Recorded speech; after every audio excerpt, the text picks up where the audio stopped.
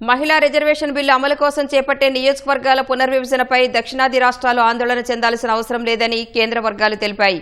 లోక్సభలో అన్ని రాష్ట్రాల వాటాను ఏకరీతిగా 50% పెంచనున్నట్లు ప్రభుత్వ వర్గాలు చెప్పినట్లు జాతీయ మీడియా పేర్కొంది. ప్రస్తుతం లోక్సభలో 543 సీట్లు ఉన్నాయి. 2029 లోక్సభ ఎన్నికల నుంచి అమలు చేయాలనే ఉద్దేశంతో లోక్సభ సీట్ల సంఖ్యను గరిష్టంగా 850కి పెంచాలని కేంద్ర ప్రభుత్వం ప్రతిపాదించింది. ఇందులో 815 సీట్లు రాష్ట్రాలకు, మిగిలిన 35 సీట్లు కేంద్రపాలిత ప్రాంతాలకు కేటాయించనున్నట్లు సమాచారం. ఏప్రిల్ 16 నుంచి జరగనున్న పార్లమెంటు ప్రత్యేక సమావేశాల్లో రాజ్యాంగ సవరణ బిల్లును తీసుకురావాలని ప్రభుత్వం భావిస్తోంది. ఈ నేపథ్యంలో దక్షిణాది రాష్ట్రాలు ఆందోళన చెందాల్సిన పని లేదని కేంద్ర వర్గాలు పేర్కొన్నాయి.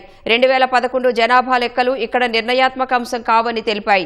అంటే దామాషా పరంగా చూస్తే ఎటువంటి మార్పు ఉండదని, ప్రాతినిధ్యం తగ్గుతుందేమోనన్న దక్షిణాది ఆందోళనలను ఈ విధానం నివారిస్తుందని వివరించాయి.